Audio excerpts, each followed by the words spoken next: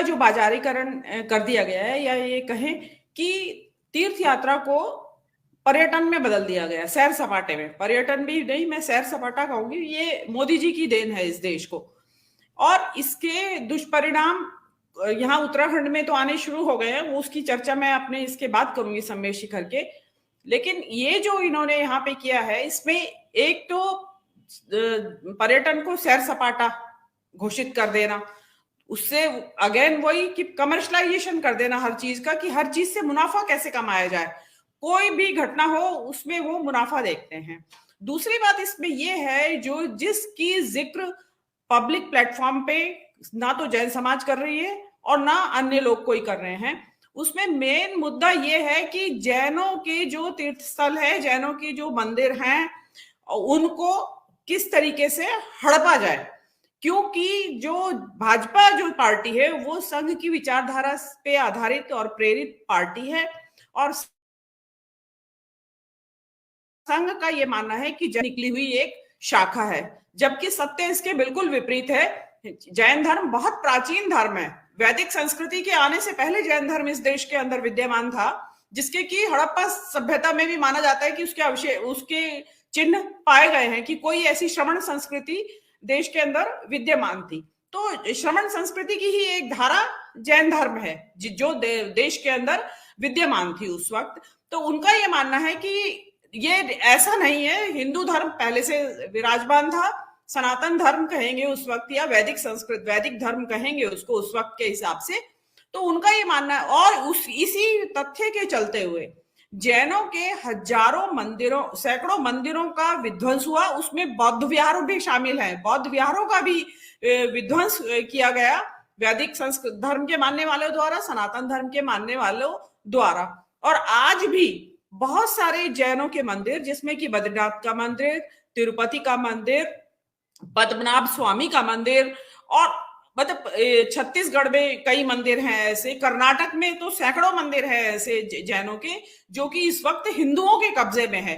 उनकी जो उसमें जैनों की जो प्रतिमाएं हैं ईश्वर भगवान की, तीर्थंकरों की, उनको रूप दे दिया गया है वैष्णव तीर्थंकरों, वैष्णव देवी देवताओं का, और उनकी पूजा हो रही है। तो ये जो सम्मेलन शिखर का मामला है, ये यहां से नहीं है। सम्मेलन शिखर तो तीसरा नंबर है। इससे पहले से गुजरात में गिरनार और पालिताना में यही उपक्रम जारी है संघ का।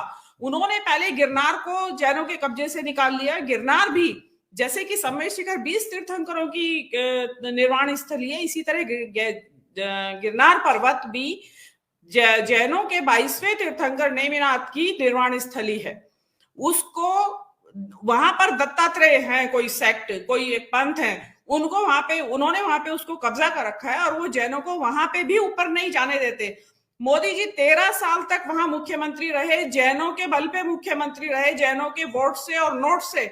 उन्होंने कब्जे में जो गिरनार पर्वत है उसको दत्तात्रेय के कब्जे में जाने दिया। उन्होंने ये, अगर वो चाहते तो बैठ के वहां पे सुलह करवा सकते थे आपस में, लेकिन उन्होंने नहीं करवाई। क्यों? क्योंकि मोदी जी खुद संघ की विचारधारा से प्रेरित हैं, और वो ही विचारधारा काम कर रही है कि जैनों को जब तक इनके तीर्थ स्थलों से, मंदिरों से वंचित नहीं किया जाएगा, ये इनका अलग अपना पंथ ये चलता रहेगा। उसके बाद आते हैं पालिताना। पालिताना में तो बहुत बुरा हाल हो रहा है। वहां पे जो पालिताना में शतुंजय पर्वत है, वो श्वेतांबर जैनों का महान तीर्थ कहलाता है।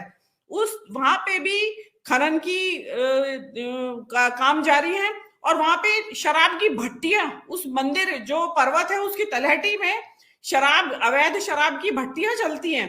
आप ये देखिए, जिस राज्य में शराब बंदी है, वहां शराब की भट्टियां चलती है, जो ये अवैध शराब कहलाती है, तो वो कच्ची शराब, तो वो चीज वहां पे चल रही है। और उसके अलावा वहां पे वहीं पे जो हिंदू धर्म या सनातन धर्म के कुछ वहां पे स्वामी शरणानंद है, वो वहां रहते हैं नीचे एक मंदिर में, और उन्होंने वहां पे जैनों के एक मंदिर में तोड़फोड़ की, मूर्तियों वगैरह को तोड़ दिया।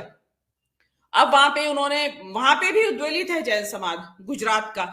जिस तरीके से आप यहाँ देख रहे हैं भारत के अंदर जैनों का जो सड़क पे उतरे हुए हैं विरोध में, इसी तरीके से गुजरात में भी बहुत जबरदस्त विरोध हो रहा है पालिताना में, तो वहां पे सरकार ने धारा 144 लगा दी ताकि एकत्रित ना हो सके, जबकि शांतिपूर्ण विरोध हो रहा था। जैसा आप जानते ही हैं कि जैन किसी हिंसा या इस तरह के उसमें विश्वास नहीं करते हैं और ना करते भी नहीं जनरली, जो आपने बताया। तो गिरनार के बाद पालिताना, और पालिताना के बाद जब सम्मेद शिखर के ऊपर बात आई, क्योंकि सम्मेद शिखर का स्थान सर्वोच्च है जैन धर्म के अंदर, तो उसमें जब सम्मेद शिखर के ऊपर बात आई कि ये पर्यटन स्थल घोषित हो जाएगा, तब जैनों को जाके होश आया और तब जाके ये जो विरोध प्रदर्शन और इतने बड़े पैमाने पे जैनों ने अपना विरोध जाहिर किया। और उसमें आज तो कांग्रेस पार्टी भी उन जैनों के समर्थन में उतर के आई, उन्होंने प्रेस कॉन्फ्रेंस भी की और डिमांड किया कि भाई इसको पवित्रता को भंग ना किया जाए धर्म स्थल की। अब ये देखिए कि धर्म की बैसाखियों पे खड़ी हुई सरकार, धर्म की विचारधारा पे बनी हुई एक सरकार, वो क्या धर्म के बारे में उनका क्या विचार है कि धार्मिक स्थलों को तीर्थ स्थलों में कन्वर्ट कर दिया जाए। अब ये चीज जो है ये उनके सोच की एक तो संकीर्णता को बताती है, और दूसरी इसमें एक और राजनीति हो रही है केंद्र सरकार की तरफ से। जैसा कि आनंद जी ने परिचय में बताया भी था कि इस पर्वत को पर्यटन स्थल घोषित करने का जो अनुशंसा की थी वो रघुवर दास सरकार ने की थी 2019 में, फरवरी 2019 में। वो बीजेपी की सरकार थी और उन्होंने केंद्र सरकार को वो अनुशंसा भेजी, और केंद्र सरकार ने अगस्त 2019 में उस अनुशंसा को माना और गजट में नोटिफाई कर दिया। ठीक है, अब गजट में नोटिफाई कर दिया तो इट मींस अब उसका इम्प्लीमेंटेशन शुरू। उस पे हेमंत सोरेन सरकार ने ये किया कि उन्होंने एज इट इज उसको रहने दिया, जो भी ये जो अनुशंसा थी या जो भी इको सेंसिटिव जोन और ये सेंचुरी पर्यटन स्थल बनाने वाली बात को। अब जब ये मामला जब सड़कों पे आ गया, जैनों का भयंकर विरोध हुआ, तो अब चतुराई देखिए केंद्र सरकार की, उन्होंने बड़ी चतुराई करके हेमंत सोरेन सरकार के ऊपर डाल दिया कि भाई सरकार यहाँ पे रोक लगाए, मांस मदिरा के सेवन पे रोक लगाए, जो अनैतिक गतिविधियां हो रही हैं उन पे रोक लगाए, इसको इको सेंसिटिव जोन घोषित करने से रोके।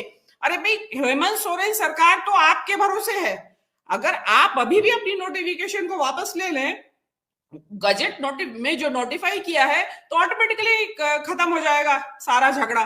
लेकिन वो क्या कर रहे हैं, वो जैनों को ये दिखा रहे हैं कि देखो हमने हेमंत सोरेन सरकार को रोक दिया, जबकि जो शरारत जो है वो केंद्र सरकार की ही है।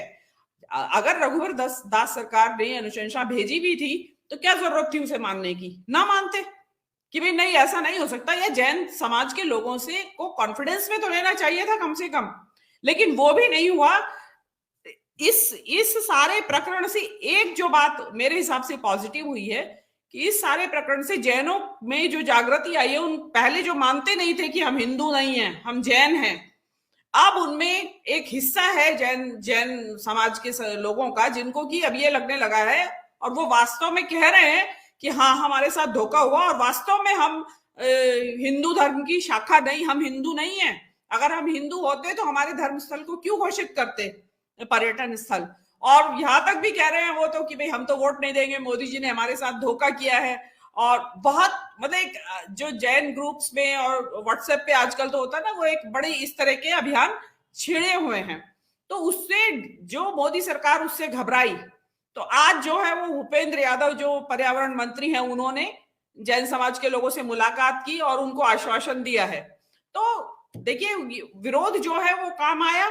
और मैं इसमें मानती हूँ कि अल्पसंख्यक हैं जैन समाज, लेकिन मुझे ऐसा लगता है कि शायद जैन समाज का जो धनबल की जो ताकत है, देखिए जैन समाज जनरली एक संपन्न समाज माना जाता है, ऑल ओवर इंडिया संपन्न समाज माना जाता है। तो उसमें, और मोदी जी खुद गुजरात से आते हैं, तो गुजरात में तो वर्चस्व है जैनों का, तो वो जो दबाव था वो काम आया।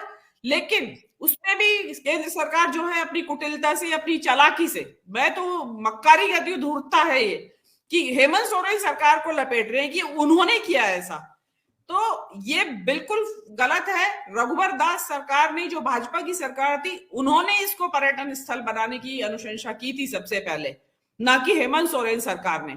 तो ये, और इसमें एक और चालाकी है जिसमें कि आदिवासियों को, वहां की जो आदिवासी है उनको जैनों से भिड़ाने की भी एक इसमें चाल चली जा रही है। ये आप लोग जानते हैं कि ये लोग किस तरीके की चालाकियां और मकारियां धूर्ता करने के माहिर है। तो इसके एक पहलू नहीं है, इसके बहुत सारे पहलू हैं, लेकिन अच्छी बात यह है कि सरकार को थोड़ा समझ आई है, समझदारी आई है, और इसका जो धार्मिक स्थलों का पर्यटन बनाना उन्होंने बंद किया है। इसको इस के बारे में उन्होंने अपने आप को विड्रॉ किया है। देखिए, जैन धर्म जो है ये वीतरागता का, सराग भक्ति का धर्म नहीं है, ये वीतराग भक्ति का धर्म है। यहाँ पे संयम, त्याग, तप, तपस्या का बहुत ज्यादा ये रहती है, प्राथमिकता है, वरीयता दी जाती है कि आपको मोक्ष तभी हो सकता है जब आप त्याग, तपस्या, संयम का जीवन व्यतीत करेंगे। देखिए, और मैं आनंद जी एक बात और कहना चाहती हूँ कि जो शिखर समेत के बारे में आपने बताया यात्रा के लिए, तो मैं आपको बताती हूँ कि जैन लोग सुबह ही यात्रा इसकी शुरू कर देते हैं। पर्वत में 10 किलोमीटर करीब चढ़ाई है, चढ़ना पड़ता है। तो जैन समाज, जितने भी जैन लोग जाते हैं, सब बगैर पानी पिए सुबह से वो चढ़ते हैं उसके ऊपर, और पूरी परिक्रमा जो, या पूरे पर्वत के जो जगह जगह स्थल है जहां पे माना जाता है कि यहाँ से निर्वाण हुआ 20 तीर्थंकरों का, तो वो पूरी परिक्रमा पैदल करके आते हैं और उसके बाद पानी पीते हैं जी। तो इतना पवित्र स्थल है, तो आप वहां पे उसको आप पर्यटन का स्थल घोषित कर दे, नंगे पैर चलते हैं और पूरे पहाड़ में आप अंदाज लगा लीजिए, बहुत कटीला पहाड़ है। मैं गई हूँ वहां पे, पत्थर है और कटीली झाड़ियां है और कच्ची सड़क है। तो ये चीज है इसका, और ये जो धर्म का जो बाजारीकरण पर्यटन स्थलों का हो रहा है, इसका एक नतीजा अभी आज उत्तराखंड में देखने के लिए आ रहा है। जोशीमठ जो जगह है जहां पे भगवान बद्रीनाथ की डोली शीत ऋतु में विश्राम करते हैं भगवान बद्रीनाथ, तो वहां पे घरों में दरारें आ गई है। 500 के करीब घरों में अचानक घरों में दरारें आ गई है और पानी निकल रहा है घरों के नीचे से, जबरदस्त। उसके ट्विटर पे भी वीडियो वायरल है और लोगों ने मुझे भेजे भी हैं। उसका कारण क्या कि वो जो 4 लेन हाईवे जो बनाया गया है, जो जिसको 4 धाम यात्रा का ऑल वेदर रोड कहा जा रहा है, उसमें 7 मीटर से चौड़ी सड़क अलाउड नहीं है वहां पे। जो देहरादून में एक Wadia institute of Himalayan geological sciences का जो इंस्टीट्यूट है, और उसकी रिकमेंडेशन है कि यहाँ 7 मीटर से चौड़ी सड़क बनाना एडवाइजेबल नहीं है। इन्होंने 12 मीटर चौड़ी सड़क बना दी है, 4 लेन। आप इमेजिन करिए, प्लेन में 4 लेन हाईवे नहीं बन पाता, ये पहाड़ में 4 लेन हाईवे बना रहे हैं, और उसमें डायनामाइट के धमाके होते हैं। पहाड़ बुरी तरह से कांप गए हैं उससे, थर थर। और जो मलबा है, वो जितना मलबा निकलता है वो सारा नदियों में जा रहा है। उससे जो ये हिमालय जो है बिल्कुल युवा पर्वत श्रृंखला है, वो इतना बोझ नहीं सह पा रही है। और जोशीमठ में हाहाकार मचा हुआ है। वहां लोग इतनी ठंड में, बर्फ में, बाहर अपने घरों के बरामदे में या सुरक्षित जगहों में जाकर वहां पे सो रहे हैं। तो ये चीज अब सरकार को समझ आना चाहिए कि हर चीज बाजारीकरण नहीं होती है। और ये जो भारत की जो संस्कृति है, इसमें तो धार्मिक यात्रा, तीर्थ यात्रा का मतलब ही होता है कि कष्ट सह के भगवान के पास पहुंचना। पहाड़ पे चढ़ के नंगे पैर चलते हैं, बगैर कुछ खाए पिए चलते हैं। अब सरकार चाहती है कि वहां 4 लेन